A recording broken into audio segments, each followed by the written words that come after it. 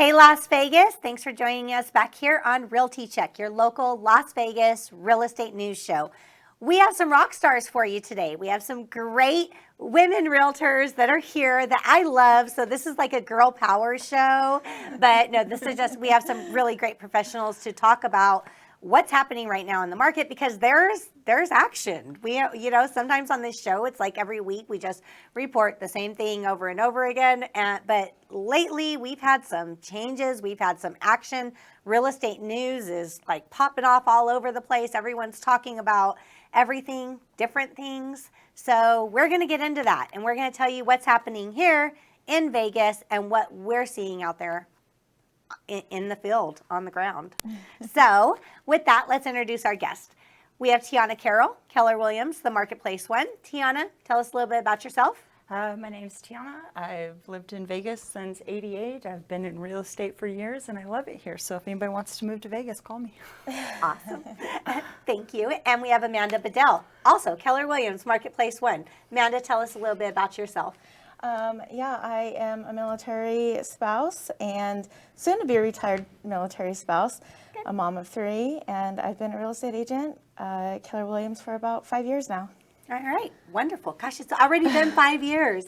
Yeah. Time goes so fast. That's oh my crazy. Gosh. Yeah. So right now, we always open up with statistics on what we have for single family inventory and price reductions, because those are numbers that I love that we track these every week, because I feel like just seeing these numbers change, I know what's happening or what's about to happen as it starts to happen, because every week, seeing those numbers creep up or down definitely is a good indicator on something. So right now we have 2418 in single family homes on the market. By no means is that a lot of inventory. Let's get real here. There's not. But it's better than it's been. Better than it's been. It is above 1900, because we were below 1900 for a while. Yeah, that was tough. Yeah, it is above 1900, and we have 366 price reductions. Again, the number is not tremendous, yet we've been below 200 for all of this year. So that is certainly showing a bit of a change in the market. Yeah, I agree. Definitely. What are you guys feeling with that? Go ahead. We both were like, it's me. Yeah. Well, I feel like, the market is definitely shifting. Interest rates have a lot to do with that. I think that, we're still pretty busy. Yeah. The interest rates are pricing, more people out of the market, but we still have plenty of out-of-state buyers that are coming in and, willing to pay the price. So right, absolutely, I agree with that, and I've said this a few times, but I don't see like any type of, the word crash is not going to be in our vocabulary, right? But I do see cooling down. Like some buyers are going to back out. Some buyers are going to say, nope, I tap out. These prices are too high and the rates are too high. I'm done. But there are still plenty of buyers that need to buy, want to buy, and will buy. Right. Real estate's never stagnant, right? Sometimes it's buyer heavy, sometimes it's seller heavy. If we're lucky enough to be in a balanced market, fantastic. But there's always going to be action. And I know since the beginning of 2020, people have been like, I'm waiting for the crash. I'm going to buy it up. I'm going to get that crash home. But the reality is the way interest rates are hiking up and the way we've had our homes appreciate so quickly, even if there was a correction or a dip, are those people the ones who are going to be in the position to buy?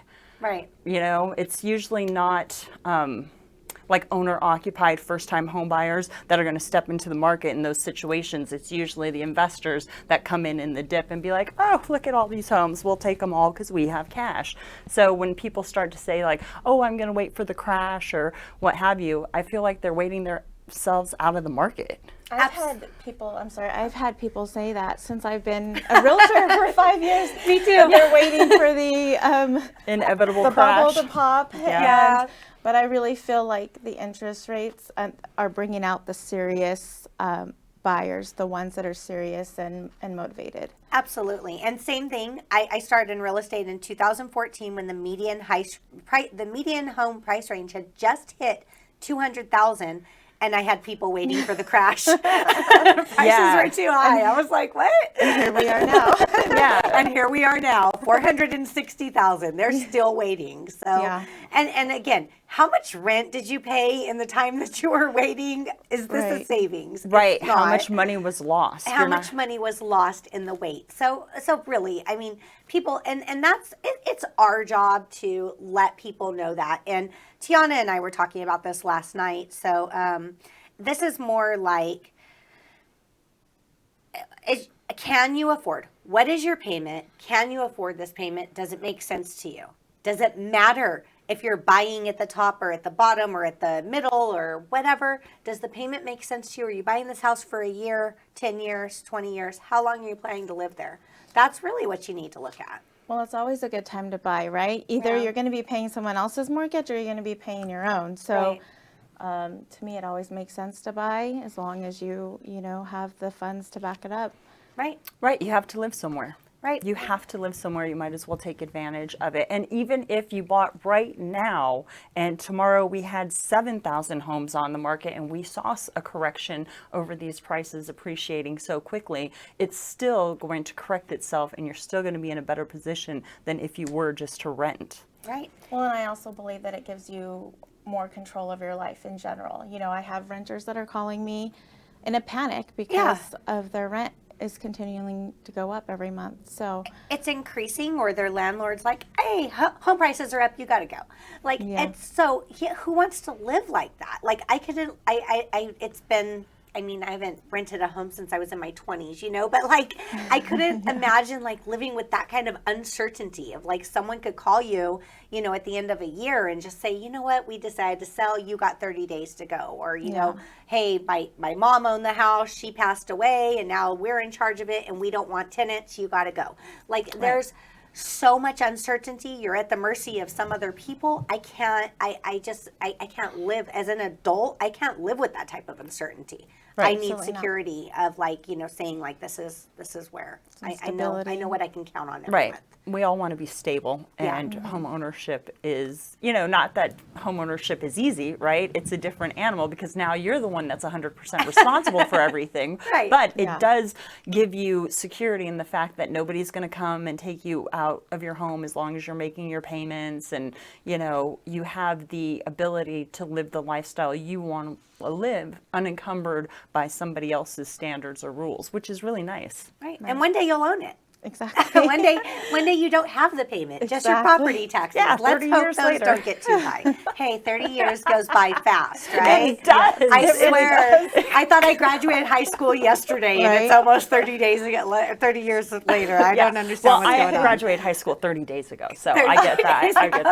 It feels like 30 days. Right. So it does go by fast. Does. You'd be surprised. And then, extra payments, there's all these things that you can do to get that paid off faster. But rate hikes. So rate hikes are causing all the buyer fear, the buyer uncertainty, the outrage, the news headlines that we're seeing about all these, everything. And they're coming fast. This is the fastest rate ever historically that rates have risen. Yep. So they're not higher than they've been historically, because we've got some really high ones in history. So let's hope we don't get there. But it is the fastest rate of increase that we've ever seen. So we're breaking records again. Don't you just love it when we break records in real estate? Definitely. And then again, yesterday I seriously wanted to vomit when I read this article, because I'm like, did we not learn ARMs are back? So adjustable rate mortgages. Yeah, which is overall. Who thought that was going to be a good idea? It was never a good idea. Like, wow. Overall, mortgage applications are down 17%. Yet we seen a spike last week in adjustable rate mortgage applications. Right. And then to me, that goes back to the I'm going to wait for the crash so I can buy mindset, right? Like, it doesn't make any sense. If that happens, you're not going to be in a position to buy because homes have inflated and interest rates are going up, and all of that affects your buying power. Right. I know the intent of it is to try to offset the rates and do all whatever, but I just don't. I wish we could continue operating real estate without getting creative in lending. Right. Keep it cut and dry. Keep it cut and dry. Simple for everybody. Let's not get these crazy formulas. I like a creative lender. So. Just kidding. No, but I mean, they have to work within their constraints, and they're trying to do, what is helping the client, which actually helps the mortgage industry. I mean, and in reality, if, the more that the mortgage companies are able to do for our clients, the more that we can get qualified and the more that we can help, purchase a home in this crazy market with, the high rates. So, yeah, with them being able to buy. I mean, again, it does. The adjustable rate mortgages do help people with affordability and being able to afford a home. And some people just want to achieve home ownership. I do hope that the terms have ceilings. Yes. Right. Definitely. Right. Because I remember being in an adjustable rate mortgage at one point in time where it was going up, and I think the ceiling was like 14%. I hope that don't happen. So I would really love to see the terms on these. I hope that they're not crazy. Right. I haven't seen the terms yet, so I don't know what adjustments they've made from the new version of their adjustable rates from what we've seen prior to the actual crash. Yeah. Hopefully they've learned from Hopefully the past. they learned. That's Right. that's all I'm hoping is hopefully they learn their lesson.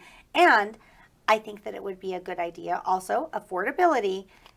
Make sure that the people can not only afford the rate today, but that whatever that ceiling is, I think that should be included in their affordability ratio. Right, that they have a stable income and all of that. Yeah, and that they will, at the time the rate adjusts, they're not going to not be able to afford their payment.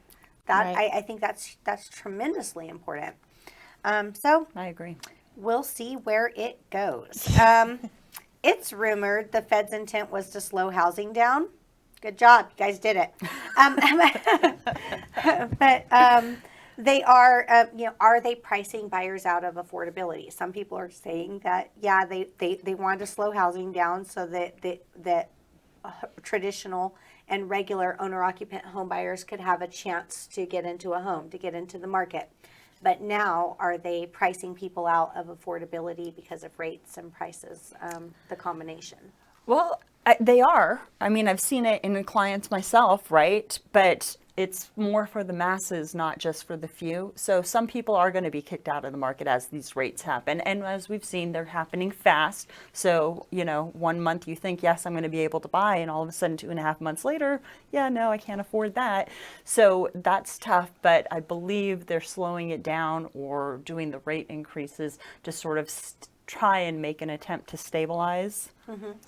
I definitely don't, it works both ways. I don't think it's helping sellers either, because sellers, just talking to one yesterday, they would have to buy something, and so they're very uncertain about, their buying power, even though he has $400,000 in equity, where does that put him with a mortgage payment now when he bought, 15 years ago? Yeah. And so I think that is creating some uncertainty for the sellers too, and it's going to be just as hard, finding those. Absolutely. Those houses. Our job is never easy. No. No. What are you seeing, Amanda? Because you work with a lot of military or VA buyers. Are you seeing, I know over the last few months, it's like less than 10% of the homes have been VA sales. So obviously there's signs VA and FHA have been having struggles getting into homes because of the competition. So my clients have luckily been able to get into a property. The nice thing about VAs, they don't have a down payment, so that kind of gives them an advantage to, someone, an FHA buyer, maybe a conventional buyer. But, they are some of them are not able to afford a single family home, and now it's more they're looking at townhomes and condos, for their, for what they can afford. Yeah. But like I said, I haven't had, a slowdown in the VA. Yeah, still been going along. department, yeah. Yeah, well, that's good. That's good. I know that, you know, like it has, you know, even with like working with FHA buyers, you know, it's like they're beat out by conventional, by cash, by people that are paying so much money over. If they don't have the amount to pay over or above appraisal, then they're just, you know, they're having a struggle getting into homes. Right. But with VA not having a down payment, I guess that does help them have some more liquid cash too. Right. Yeah. Definitely. Yeah. So that makes a lot of sense. Redfin has reported that 13% of online home listings have lowered their price. Now, this is nationwide, not Right. just here in Vegas. Again, we talked about price reductions. We had 366 over the last 7 days. So this is as Black Knight reported that affordability, as measured by mortgage payment versus monthly income, hit a 15-year low.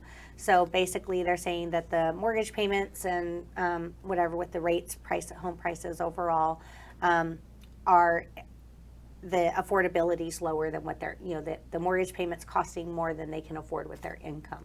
Right. Right. So, so what are your guys' thoughts on that? Are you seeing a lot of price reductions, and what do you think the price reductions are? Are they like overpriced, or people having to lower prices? Well, I'm seeing, you know, I'm definitely seeing some price reductions. I'm seeing offers coming in that are no longer, you know, offering that appraisal gap. Right. They're coming in at list price, maybe slightly over list price. But yeah, definitely I think it's leveling out as far as the offers that are coming in. Yeah. Yeah, I'm seeing the same thing. I am seeing price reductions, and I'm glad to see them. And then I am having clients who are offering less over appraised value or minimal over appraised value to get in the homes than I saw like 6 months ago, because it was crazy. Right. Right. And so, knock on wood, I've gotten 2 offers last month accepted that were at list price. And it was just like, I can't believe we're not coming over appraised value. It's amazing. And I think that what helped us out in those instances were price reductions and also days on market. For some, We're seeing that creep up a little bit. right, Yeah. a little bit. Yeah. And you know, some things hit the market, they fly off the shelves. It's to be expected. And then some things hanging around for 2 or 3 weeks, and you're like, wow, what is happening here? Okay, Right. we'll take that one. Yeah. Which it's sort of the benefit, right, of going in and doing your homework and having conversations and really finding out which properties specifically are wanting to be serious in their attempts to get that house sold, and taking into consideration that other homes in the neighborhood have either reduced prices or been on the market a little bit longer. And so it's sort of light at the end of the tunnel for me, especially since I'm very buyer focused in the way I run my business. Right, right. And I'm having to change my my conversations that I'm having with sellers right now. You know, it's last month it was like, yeah, we're going to end up with multiple offers, and when we get all these offers in, this is what we're going to have to look for. This is going to have to be our strategy. You know, we're looking for this, that. Explain to them how we are going to handle all the offers that are coming in. Right. And now it's back to how it used to be, of like, okay, no, we need to price right. If we don't price right, we're not going to get the offers. And we need to expect this. You need to, make sure that we're giving our best presentation.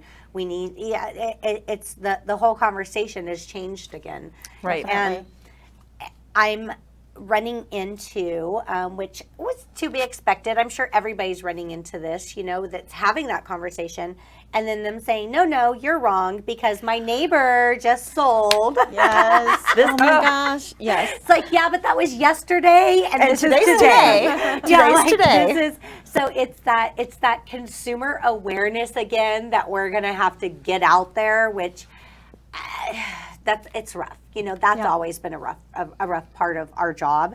Is people have a hard time understanding how quickly things can change.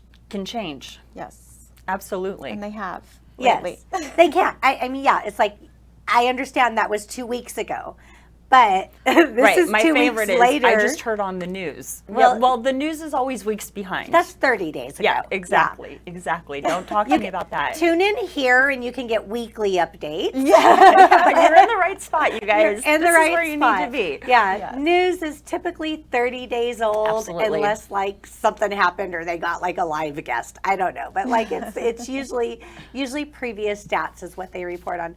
But even like I said 2 weeks ago, it's like yes, 2 weeks ago, 3 weeks ago, there were lines outside of houses for showings, and then we list a house now, and they're like, I just seen that house. There was a line outside. Why was there a line for that house and not mine? Does your marketing suck? Like, what are you Yes. doing? And Right. It's like, no, the market has changed. I know it's not even been a month, but it's changed. Like, this is, Yes. it's a hard conversation. Yeah, well, our markets are always fluid, right? And we're at the mercy of the people who are in the market at the time. Yeah. Did you realize that before you were in real estate? Oh, had no idea. No. Are you kidding? No. What I thought real estate was and what it is are so completely different. When It was some- Yes. so glamorous until Oh, you're like, I'm going to make my own schedule. I'll have all this No. free time. and then you find yourself like on your hands and knees in a dress and heel trying to fish a for sale sign out from behind a chain link Right, fence. right. Or completely hopping down. a fence to get to a Oh my lockbox. Yeah. Moving, I had to move a really tall, heavy cabinet in heels, and I busted my butt Yeah. in front of everybody. It was pretty bad. I literally was it was a photo shoot, okay? Like please do not like have this out there that I paint my listings. I will not paint your house. But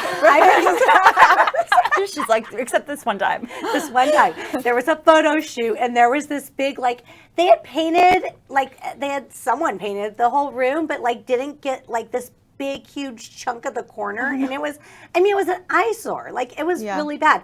And the paint was right there and I was like, you know, You're like, we could just fix that right now. so I'm in heels and just all dressed up with the paintbrush and this Yeah. paint can. It was wow. So the things we do, Right. Yeah. not as glamorous as To it look looks. glamorous, right? Right. To make it look glamorous. Yes, to make it look glamorous. Not yeah. So yes, before I was in real estate, I never understood how this worked, how fastly it changes, all of these things. So this is something that I try to remind myself all the time. Like when the consumer, you know, is saying this, like, no, that's not right. This is what I see. You're telling me something different. Is they don't understand what happens here behind the scenes. So again, Right. it's our job to educate them. Right. It is our job to educate them. And it's almost frustrating when you're trying to educate them and do the best job that you can for them and they're not hearing the information because they have outside sources like Yeah. their Oh, cousin, the yes. vet tech, said that, you know, this market's going to crash. And I'm Yeah. like, I'm in this every day. I am helping people achieve their goals of buying and selling. The market's moving fast and it is so fluid that you're constantly on this roller coaster. Where are we today? What do our numbers look like? And we take in the information and the things that we're seeing, and when they're asking us for our advice and you give it to them and they're just like, that My sounds good, favorite- but I don't think so. Right. My favorite is when, you know, they have family, they're first-time home buyers. Wow. They have family in another state, advising them on the market On here. the market here. And, you know, I constantly have to remind them, you know, the market's very different than where they're from. You know, when was the last time they bought? Oh, 20 years ago. I'm like, the market is very different, and this is Vegas. Yes. Right. So that's my favorite. I get that a lot because I do work with a lot of first-time home buyers Oh yeah, as well. yeah, and their parents sometimes. Oh my gosh, their parents can be hard because again, Everybody. they bought so long ago. They don't understand what's going on now, and they're looking out for their children. I get Yes. that, I get it too. but it's Everybody explains or has to share their experiences, including, The good and the bad and you know, Yeah. squatters. yeah, exactly. Squatter. Yeah. They've heard there were squatters. Yeah. I'm like, I love it. So, you know, Vegas has like so many different areas, you know, or Yeah. whatever, and so many great areas. And like sometimes people will call and they'll be like, I want to live in Vegas and I don't want to live in this area whatsoever. And I'm like, do you know that that's a big area now? Like there's some great parts of it and there's Yeah. older, you know, some people just that they don't want to live in like older parts of town. You know, they want to live in newer parts of town. But I'm like, you know, if you it Which is ridiculous expanded. calling Vegas old, right? Yeah. Like 50s, maybe some, Yeah. you know, but that's nothing. Yeah, but I'm just like, who gives you guys these scripts? It's like, did like Vegas, like, because it's people will call from other states and they have the same, they tell me the same exact thing. And I'm like, it's Everybody. so weird. Is this on like Google Vegas? How's it? It's like there's some like script out there where people are trained before they call a realtor. 2 spots in town. Everybody says go here or go there. And I'm like, there's an entire city here that is full of awesome places. And there are some really awesome places that you're overlooking. And those are the 2 most expensive parts of town. And that's fine. You want to pay that much? That's great. Right. But yes, it's they got scripts. You can be in a neighborhood that's, you know, a higher price point, cleaner, nicer neighborhood across the street, and you're in a totally different neighborhood. That's so, Vegas. Yeah, it's like that all over the place. So some of the hidden gems in the city are like, it's like kind of rundown areas all around them. But then there's this like wonderful, like great community, and the neighbors are awesome, and like Vegas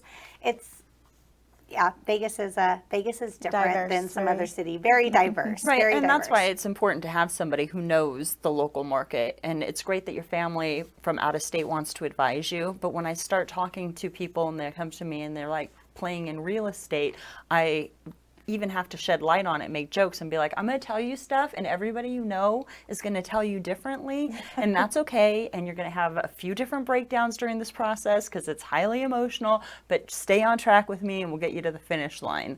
And that's what you're looking for. And luckily the clients that I have been amazing, and I'm able to keep them on track. And after they've tried to dismiss me a few different times, I'll be like, no, I'm here to help, remember? And then they jump on board and then we get it done. So it doesn't always work that way, but it's sometimes there's those people that are like push back every time. But it is great when the people do understand, trust, and value our experience and what we're doing. Right. Yeah.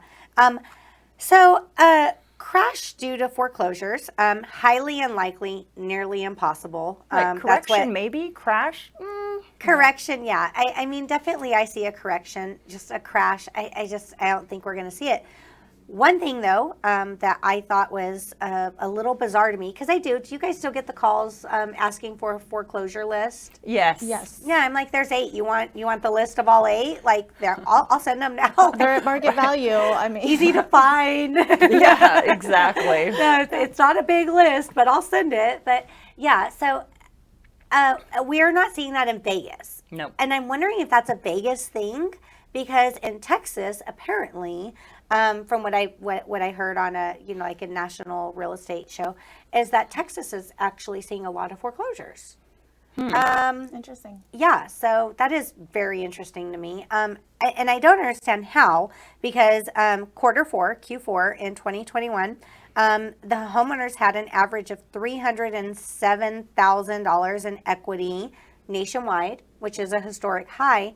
How could people be foreclosing if they have equity? I mean, other than just like pure, I just don't care anymore, or bad money making decisions, or the only other thing I can think of is, and I know this is eerie and dark, and I apologize for that, but like maybe like COVID deaths or something has like.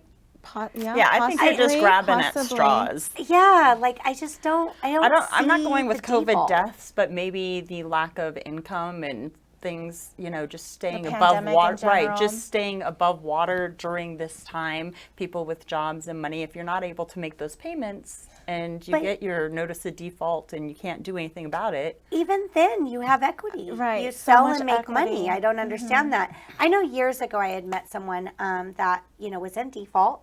And had over $100,000 in equity, and literally just waiting for the bank to knock on the door and kick him out. And I was like, whoa, hey. Right. Yeah. Wake up. No, we are selling this house. He's like, I can't do the repairs. I can't do all this stuff. And I'm like, it doesn't matter. A great house priced below market value, just slightly below market value, someone will come in and buy it as is. And anyways, we did. Literally, this guy he was already been served a notice of default, so we had to rush sell it. But he had equity. He walked away with almost $100,000 in his pocket, and he was sitting there up until then waiting for the bank to kick them out. So I think that is part of the foreclosures. Just people just don't wanna understand. leave. Yeah, I was going to say people just aren't educated to what their options are, especially if they're struggling. It's hard to find your way out of the forest through the trees. Right, and no one has told them that, like, hey, yeah, there's ways we can make this work, and you can walk away with money in your pocket. And You not- don't have to let the bank right. take your home. Right, and you get to save your credit.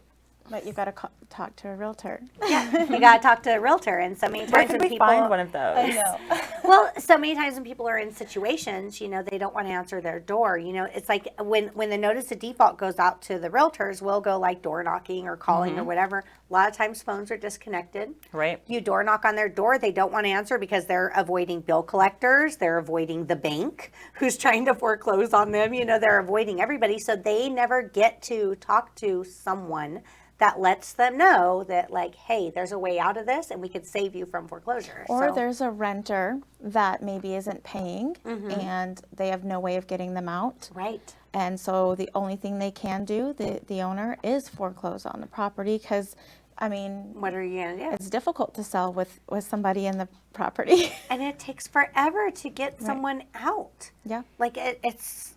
Yeah, that's- well, luckily we're not as bad as California. We have it much easier getting people out of homes here versus other states. So that's nice. I mean, we really do have a great market. We have still kind of affordable. We haven't grown into large city prices yet. We have great taxes. We have laws to protect us against squatters, and we have great people in this town. So Yeah. I No, do love this is, and affordability is there. And again, just, in summary, it's just more justification there that, 41.9% of all mortgaged homes have at least 50% equity in them right now. Right. The likelihood of a crash, the way that we've seen before, that didn't happen with people with because equity. one of the factors Right, back then was that there wasn't equity. Yeah. And people were like short sailing and doing what they could to save themselves but our situation is completely different now. Well, people were buying with no down payment. They were buying homes that they couldn't afford with payments they couldn't afford. And we are seeing right now, people are putting a lot of money, their own money, into these homes. And it's just, it's a forever principle. I mean, you teach this to your children when they get to driving age, like, hey, you have to put in some of your money for this vehicle because you're going to take better care of it. Right. When people have their own investment, their own money into it, they're going to hold on to it or do whatever they can to hold on to it. And we're seeing a lot of people's own cash being used to purchase these homes and, larger down payments, paying above appraisal, all of this stuff. So we're not at the 100% loans anymore where no one could afford it in the first place. Right. Absolutely. Yeah. So I don't see that, but I think a slight adjustment is good news. Yes. We needed it. definitely. Balance Yeah. is always good, right? Yeah, we needed it. No one likes the higher interest rates, but I feel like you just can't have both. No. At least, if you buy now, what comes up must come down. So eventually the rates will come back down again and they can, refinance and Refinance later, yeah, that's an option too. So hopefully that, something will come out later on down the line for, better options for refis or something. But yeah, I do think that, it's right now, home buyers are over the last month, right before this, we're cooling down a little bit right now, but over the last month, home buyers, if you didn't have, $40,000 to $50,000 in cash, it was, for an entry-level home, it was pretty much impossible. I hate to say impossible, but it was pretty much impossible for you to buy a home, right? Yeah. You had to have the cash. Now rates are a little bit higher. That makes the payment a little bit higher, but you actually will have the chance or the possibility of getting into a home. So Right. you can't have both sides of it, unfortunately, but it is good news overall, I think. Yeah. Well, just anything to slow this. I mean, so many of my clients are like, I can't believe this. This is wrong. It shouldn't be like this. And I'm like, it is what it is. I don't make it. I just tell you how to navigate it. Right. Absolutely. Well, guys, if you're watching the show, please like, comment, share, tell your friends about it. We're going to start the last 10, 15 minutes of every show. We're going to start taking questions and comments, answering questions on the show. So if you're watching on Facebook, YouTube, anything like that, just send in your questions. You can type them live. We can answer them live. Or you can send me questions ahead of time for the show, and we'll address and answer those on the shows. To send questions, send them to trishwilliamsteam@gmail.com. Any questions that you would like us to answer or address on the show, consumers and realtors. We have a lot of realtors watching, so if you guys have questions and you guys would like us to talk about something in particular, just send it out. Send us your question, subject line, show questions, and we will address those live here on the show. And our guest, how will we reach you? Tiana, how do people get a hold of you? You can always give me a call. I love a text, so I'm at 702-379-9948. You can email too if you want to be all professional. No, I'm just kidding. At 702househunter@gmail.com. All right. Amanda? Same, I love text. My number is 702-704-4776, or you can email me at amandabadellrealty@gmail.com. Wonderful. And thanks, guys. Thanks for tuning in. You know how to reach me, 702-308-2878. Text, call, email, Facebook, whatever. I answer it all. Messenger pigeon, it's all fine. A pigeon. I would love it. Can someone please send me a message through a pigeon? That would be awesome. That'd be my favorite. So thanks, guys. See you again next week.